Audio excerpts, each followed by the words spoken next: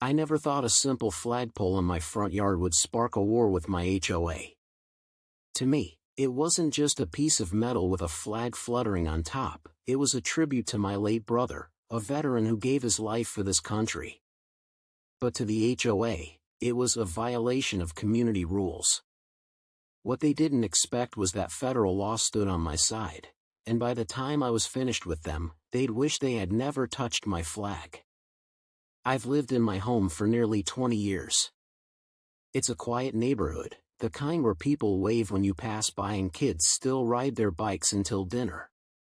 My late brother, Michael, served 2 tours overseas before he was killed in action. In his honor, I put up a sturdy, modest flagpole in my front yard so the American flag could fly proudly every single day.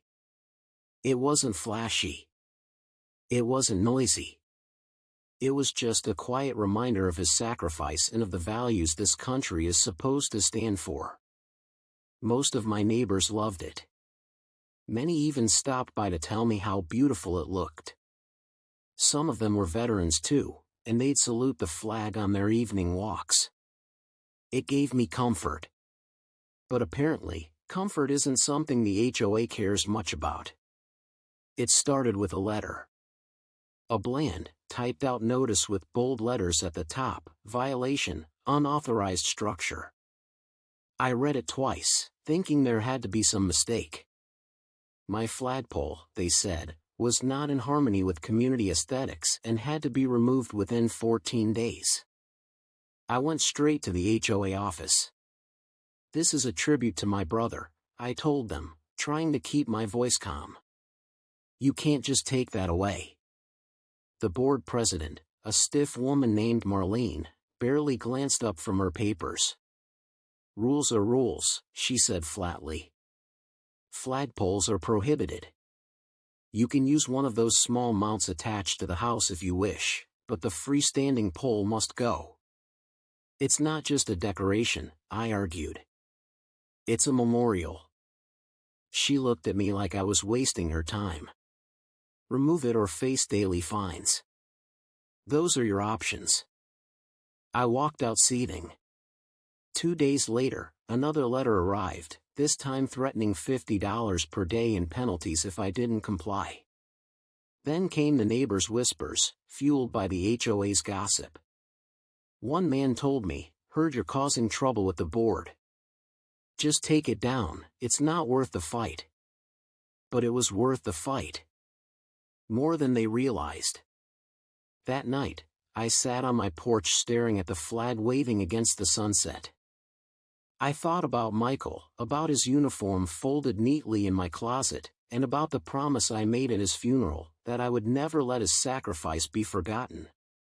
If the HOA wanted a fight, they were going to get one. I began digging into laws, combing through veteran forums, and making phone calls.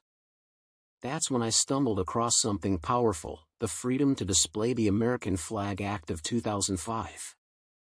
This federal law makes it illegal for HOAs or housing associations to ban homeowners from displaying the U.S. flag on their property. They can set reasonable restrictions on things like safety or placement, but they can't outright prohibit it. My pulse quickened. They thought they had me cornered, but in reality, I was holding the winning card all along. I drafted a formal letter citing the federal act, complete with references and case examples. I included a copy of the law itself, highlighted and underlined. Then I ended it with a simple line: "If this board continues to pursue fines or removal of my flagpole, I will have no choice but to seek legal remedy and media attention. Consider this your final warning." I hand-delivered the letter to the HOA office. Marlene's jaw tightened as she read it.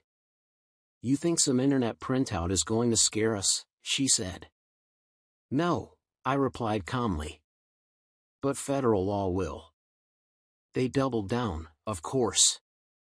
2 more fines showed up in my mailbox. By now, they claimed I owed nearly $300.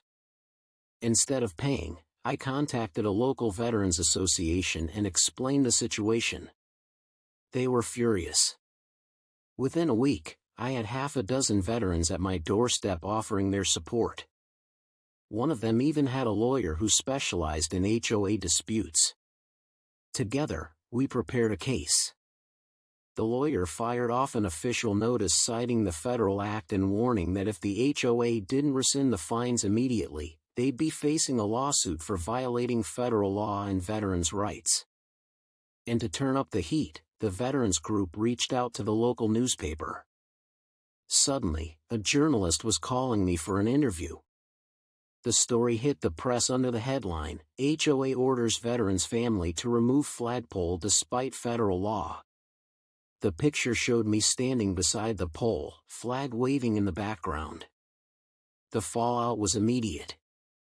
Neighbors who had once stayed quiet now showed up at HOA meetings demanding answers. Veterans from surrounding towns sent letters of outrage. Even the mayor's office chimed in, calling the HOA's actions un-American. At the next board meeting, the room was packed. Marlene tried to keep order, but the crowd was against her. "This is a disgrace," one neighbor shouted. "You owe him an apology," another yelled. Finally, Marlene stood up, red-faced, and announced that the HOA would drop all fines and make an exception for my flagpole. I stood slowly, my voice steady. "It's not an exception," I said. "It's the law. And maybe next time, you'll remember that before trying to bully people into submission." The room erupted in applause. For the first time in months, I felt peace again. Now, every morning when I raise the flag, I smile knowing that Michael's memory stands tall, not just in my yard, but in the hearts of my neighbors who now salute me. The HOA hasn't sent another notice since, and Marlene quietly stepped down a few months later. Justice doesn't always come quickly, but it comes when you stand firm. My brother fought for this flag. The least I could do was fight to keep it flying. And to everyone listening, if you've ever felt bullied by an HOA, remember, knowledge is power, and dignity always wins in the end. If you enjoyed this story and believe in standing up for what's right, I'd love for you to subscribe to the channel. We share powerful stories like this one every week, stories of justice, community, and dignity. Join us, and let's keep these voices alive together.